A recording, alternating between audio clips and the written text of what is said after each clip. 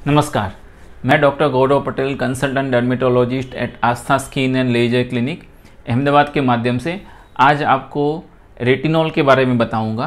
बाज़ार में बहुत अलग अलग टाइप की एंटी एजिंग क्रीम अवेलेबल है, लेकिन उसमें सबसे कॉमन और मोस्ट इम्पोर्टेंट कंटेंट्स जो रहता है वो रेटिनॉल रहता है। तो आज के वीडियो में आपको रेटिनॉल या रेटिनोइक एसिड के बारे में बताऊँगा।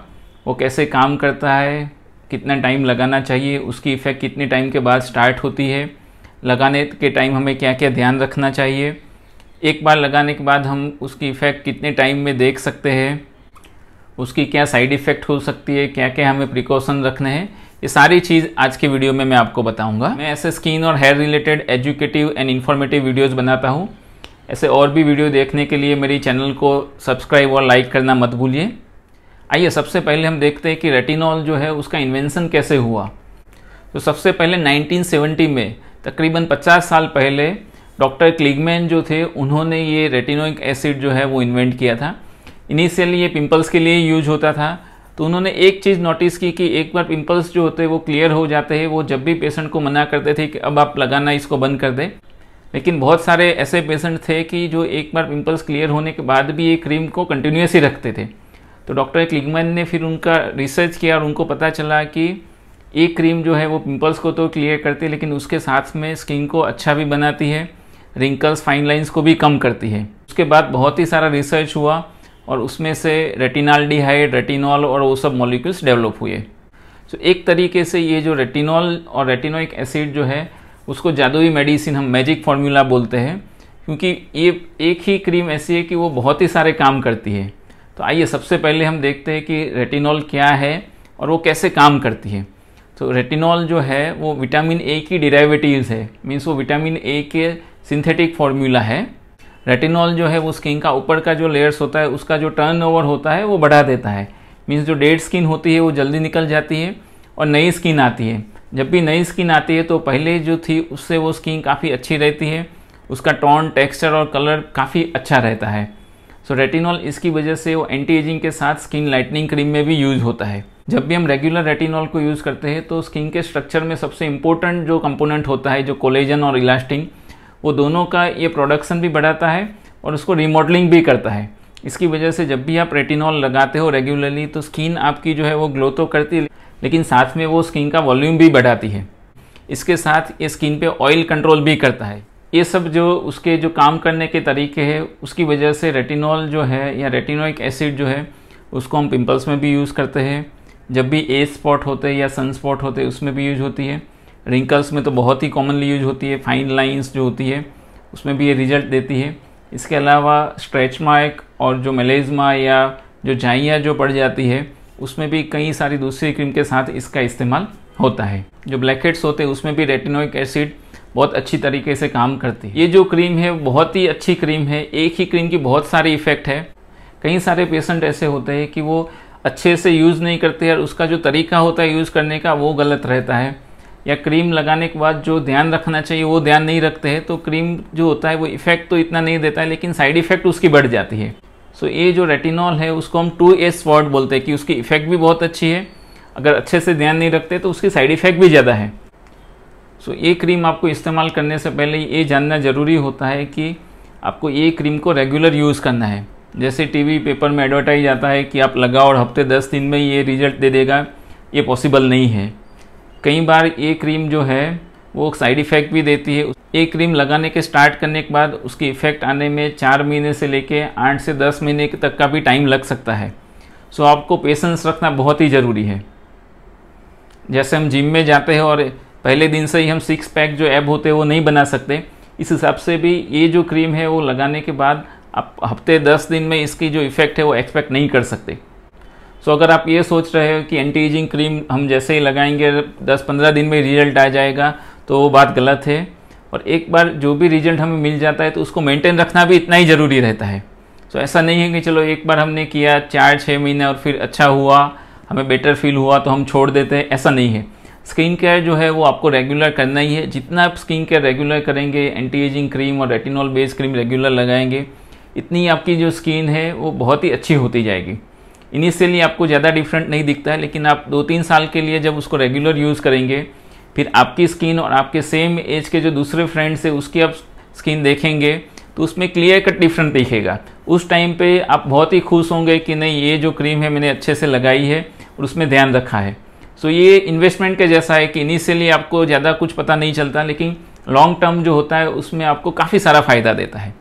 ये जो रेटिनॉइड्स होते हैं वो अलग अलग फॉर्म में अवेलेबल है, जैसे रेटिनॉल है, रेटिनाल्डिहाइड है, ट्रेटिनोइन होता है जो रेटिनोइक एसिड भी बोलते हैं। इसके अलावा एडापेलिन, टेजेरोटिन, बेक्सोरोटिन, एलिट्रेटिनोइन जो है वो भी विटामिन ए डिराइवेटिव्स रेटिनॉइड्स में ही आते हैं। जो मोस्ट कॉमनली यूज होते हैं वो रेटिनॉल है, retinaldehyde, retinoic acid and adapalene. So anti aging cream जो होती है उसमें ज़्यादातर रेटिनॉल ही रहता है। जो पिंपल्स रिलेटेड क्रीम होती है उसमें एडापेलिन और ट्रेटिनोइन रहता है। रेटिनॉल जो होता है वो खुद इफेक्टिव नहीं है, वो रेटिनॉल पहले रेटिनाल्डिहाइड में कन्वर्ट होता है, फिर रेटिनाल्डिहाइड जो है वो रेटिनोइक एसिड में कन्वर्ट होता है, तब जाके उसकी इफेक्ट आती है। सो रेटिनॉल जो है वो सबसे माइल्ड फॉर्म है और रेटिनोइक एसिड जो रहता है ट्रेटिनोइन वो सबसे स्ट्रॉन्ग फॉर्मुलेशन है। तो ज़्यादातर जो एंटी एजिंग क्रीम रहती है उसमें रेटिनॉल रहता है।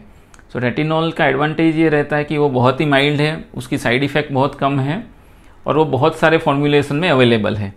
डिसएडवांटेज में रेटिनॉल का ये है कि ये वीक है, इसकी वजह से उसकी जो इफ़ेक्ट है वो काफ़ी कम दिखती है।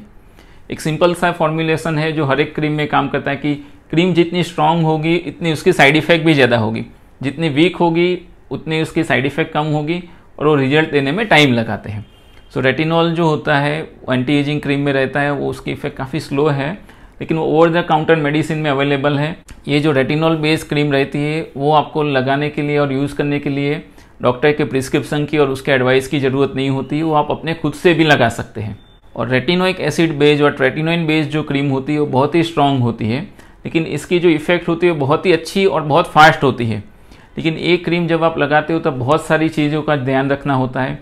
सो जब भी आप एक क्रीम लगाते हो तो आपको डर्मेटोलॉजिस्ट जो स्किन स्पेशलिस्ट होते हैं उनके गाइडेंस में इसको क्रीम लगाना है, अदरवाइज़ कई बार इफ़ेक्ट की जगह पे साइड इफ़ेक्ट बहुत ज़्यादा हो जाती है। अब हम देखेंगे कि हम रेटिनॉल बेस्ड जो क्रीम होती है उसको लगाना कैसे रहता है। तो ये जो क्रीम है आपको पहले फेस जो है उसको अच्छे से क्लीन कर देना है फेस वॉश के, उसके 30 मिनट के बाद लगानी है।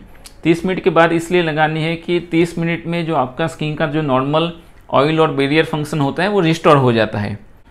जब भी क्रीम आप स्टार्टिंग करो तो इनिशियली बहुत ही स्मॉल क्वांटिटी में लगानी है, एक छोटे दाने जितनी क्रीम लेनी है, लगा के फैला के छोड़ देनी है, उसको बहुत ही ज़्यादा रब नहीं करना है। अगर आपको क्रीम लगाने के बाद जलन होती है या इरिटेशन होता है तो आप क्रीम की जो फ्रीक्वेंसी है उसको कम कर सकते हो। तो शुरुआत में आप हफ्ते में 2 या 3 बार ही लगाइए, आपकी स्किन जो है उसको टॉलरेट करने लगती है, फिर उसकी जो फ्रीक्वेंसी आप बढ़ा सकते हो। या फिर आप जो शॉर्ट कॉन्टैक्ट थेरापी जो बोलते हैं कि जिसमें हम क्रीम जो होता है वो इनिशियली पहले हफ्ते के लिए 1 घंटा ही रखते हैं, फिर दूसरे हफ्ते के लिए 2 घंटा और फिर धीरे धीरे उसका टाइम बढ़ा के फुल नाइट रखते हैं।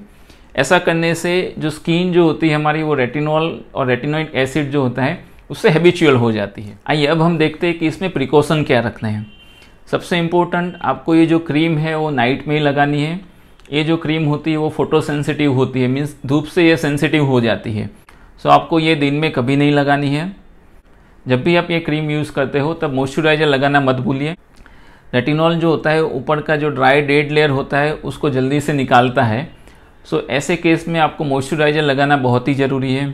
अगर आपकी स्किन बहुत ही ड्राई है और इरिटेशन होता है तो रेटिनॉल जो है वो लगाने से पहले आप मॉइस्चराइज़र जो पर्टिकुलरली हाइलुरोनिक एसिड बेस्ड रहते हैं वो आप लगा दीजिए और उसके बाद उसके ऊपर आप रेटिनॉल बेस्ड क्रीम लगा सकते हैं। सनस्क्रीन जो है वो बहुत ही इंपॉर्टेंट है।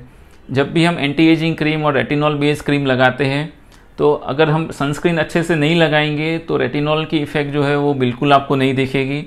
सो रेटिनॉल जब भी आप लगाओ तब सनस्क्रीन जो है वो आपको कंपलसरी लगाना ही है।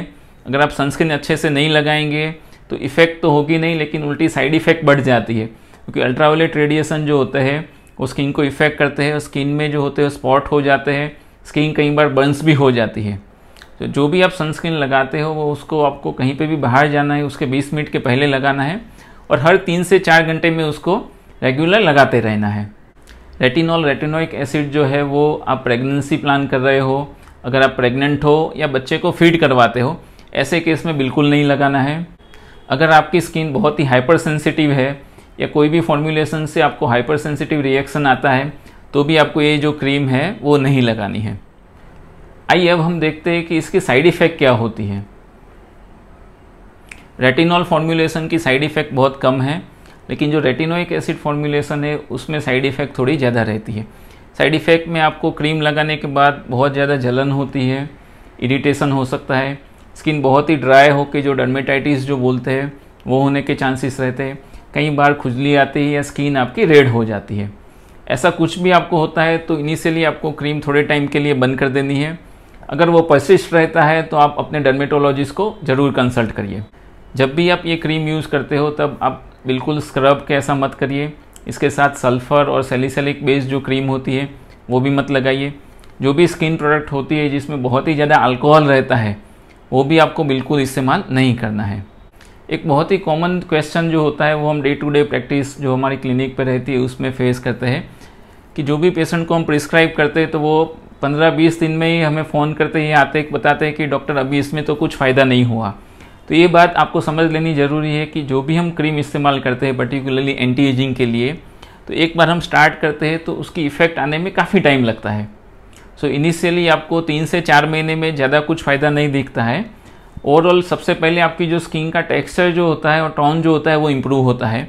फाइन लाइंस जो होती है वो सबसे लास्ट में इम्प्रूव होती है। सो 3 से 4 महीने में आपका स्किन का कलर, टोन, टेक्सचर इम्प्रूव होना स्टार्ट हो जाता है। 8 से 10 महीने में आपकी जो फाइन लाइंस और रिंकल्स जो होती है वो काफ़ी बेटर हो जाती है। एक बार आपको इम्प्रूवमेंट मिल जाता है उसके बाद भी आपको प्रॉपर मॉइस्चराइजर, सनस्क्रीन और रेटिनॉल बेस्ड क्रीम है उसको ये चालू ही रखना है। ऐसे तो बाज़ार में retinol based anti aging cream बहुत ही सारी अवेलेबल है। जब भी आप उसका लिस्ट देखेंगे तो आप खुद ही कंफ्यूज हो जाएंगे कि कौन सी क्रीम इस्तेमाल करनी है, कौन सी नहीं करनी है। आज मैं आपको 2 सबसे बेस्ट जो क्रीम है, जो टाइम टेस्टेड है और उसका फॉर्मुलेशन भी बहुत बेस्ट है, वो मैं आपको बताऊंगा। सबसे पहली जो क्रीम है वो युगार्ड एंटी एजिंग क्रीम है। ये सन फार्मा मैन्युफैक्चर करते हैं और ये बहुत ही बढ़िया क्रीम है। और जो दूसरी क्रीम है वो जॉनसन एंड जॉनसन की जो rock retinol correction deep wrinkles cream रहती है, ये भी बहुत ही अच्छी क्रीम है। ये दोनों जो क्रीम है वो रेटिनॉल बेस्ड क्रीम है। रेटिनॉल बेस्ड क्रीम का जो कॉस्ट होता है वो नॉर्मल जो रेटिनोइक एसिड से काफ़ी ज़्यादा रहता है। अगर कॉस्ट आपको मैटर करता है तो जो रेटिनोइक एसिड बेस्ड जो क्रीम होती है, रेटिनोइड बेस्ड क्रीम जैसे कि रेटिनो ए और वो आप यूज़ कर सकते हो। उसमें 0.025% जो क्रीम आती है उससे आपको स्टार्ट करना है। फिर जाके एक बार आपकी स्किन जो है उससे हैबिचुअल हो जाती है, उससे टॉलरेंस हो जाता है, उसके बाद 0.05% आप क्रीम यूज़ कर सकते हो।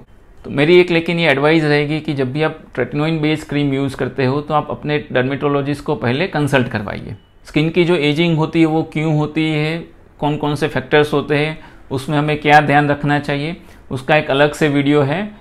ऊपर दी गई लिंक को आप क्लिक करके वो वीडियो देख सकते हैं। अगर इसके रिलेटेड कोई भी क्वेरी और क्वेश्चन है तो आप मुझे कमेंट बॉक्स में बता सकते हो। Thank you.